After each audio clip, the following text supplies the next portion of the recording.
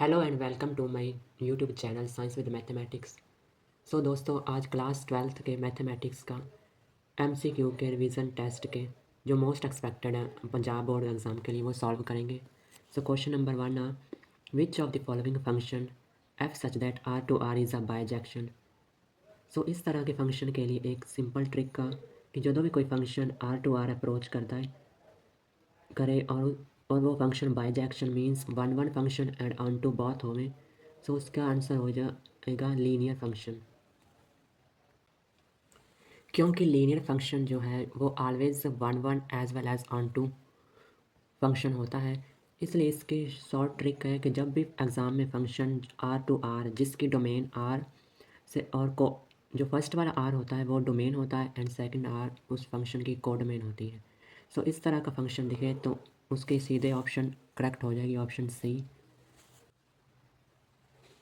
Next question number second है, if f x tan x and g x e the power x then find g o f x is equals to। So ये function ਨੂੰ combine ਕਰ ਕੀਤਾ ਹੋਇਆ। So given है f x tan x और g x given है e the power x.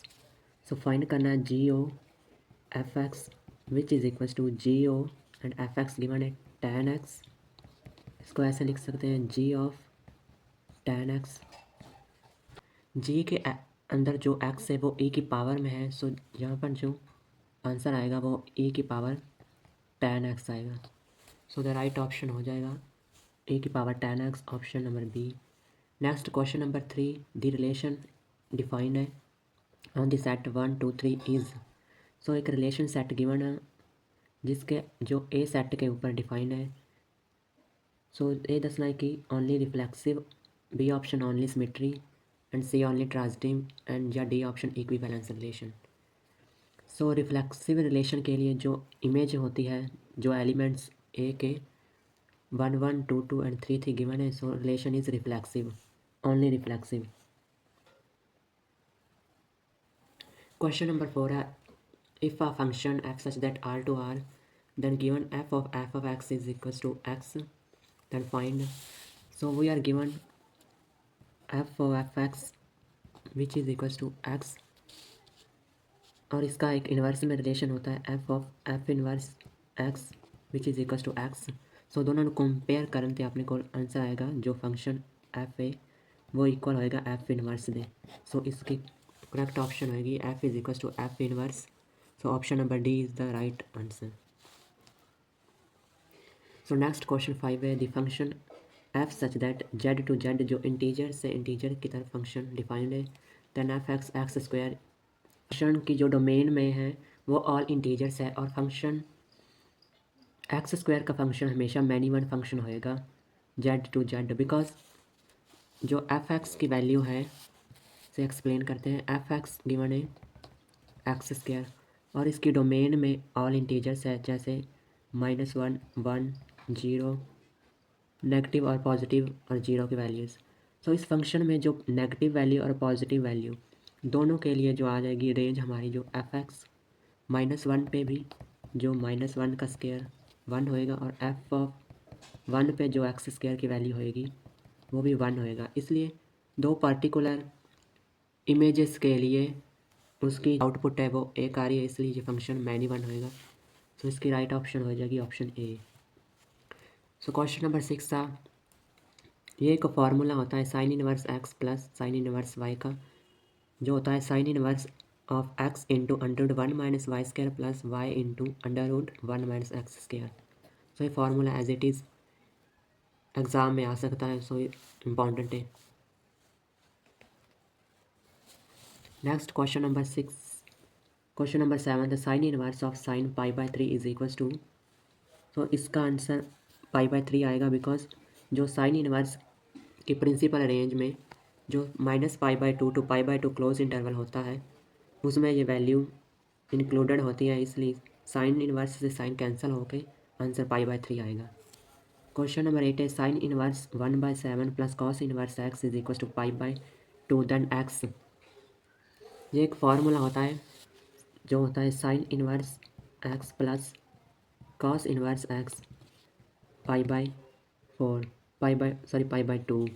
सो जहाँ पर एक्स होता है जो वो दोनों में इक्वल होता है, और यहाँ पर गिवन है 1/7, और जहाँ पर भी वैल्यू 1/7 होएगी कॉस इनवर्स एक्स की, तभी ये रिलेशन डिफाइन होएगा। सो इसका आंसर आएगा ऑप्शन बी 1/7।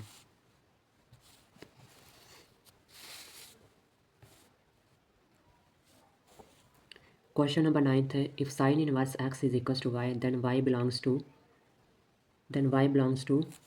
-पाई/2 to पाई/2।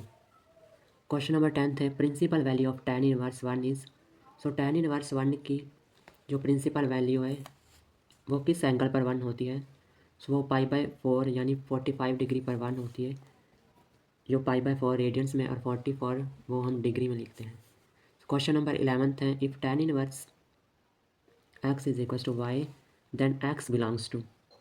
यहाँ पर x जो है tan इनवर्स की input values that is domain value, और tan इनवर्स में ऑल रियल नंबर्स इंक्लूड होते हैं, उसकी डोमेन वो सेट ऑफ रियल नंबर्स होती हैं, and option B is right option.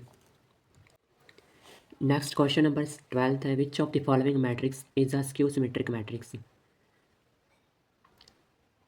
सो ये चेक करना है कि जो स्क्यू सिमेट्रिक मैट्रिक्स की कंडीशन होती है वो नेगेटिव ऑफ ए ट्रांसपोज होता है। सो इसमें से नेगेटिव ट्रांसपोज कराएंगे तो option number A is correct option होएगी। नेक्स्ट क्वेश्चन 30 है, ए मैट्रिक्स गिवन है and then A23 equals to. So A23 element इस मैट्रिक्स में क्या होगा वो देखना है।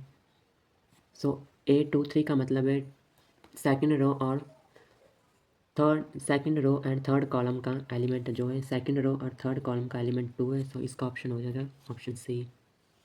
नेक्स्ट क्वेश्चन नंबर 14 है, A+B is equals to C where B is a matrix of order 3/3 then find order of this matrix A। So A और B का तब एक कंडीशन होती है मैट्रिक्स की कि कोई भी दो मैट्रिक्स को ऐड करने पर जो तभी ऐड होंगे जब उनका ऑर्डर इक्वल होता है, यानी कि सेम होगा, और जितना ऑर्डर बी का है उतना ही ऑर्डर ए का होएगा। सो ए का भी ऑर्डर 3/3 होएगा, and option D is correct.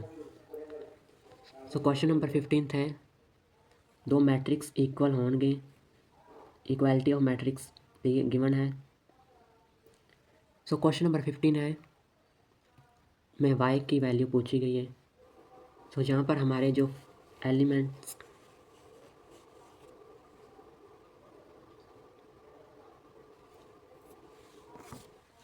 तो इसे हम सॉल्व करेंगे। जो हमारे पास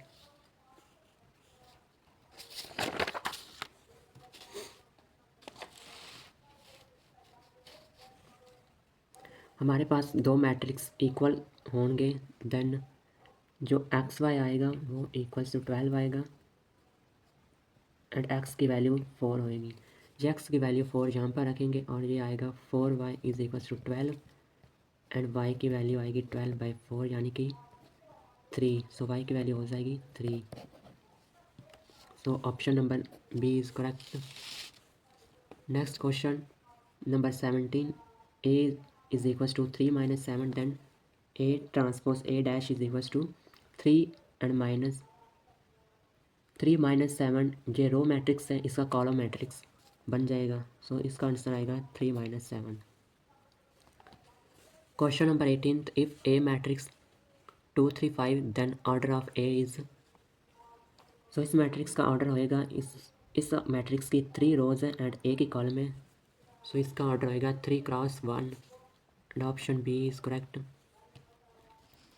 नेक्स्ट क्वेश्चन नंबर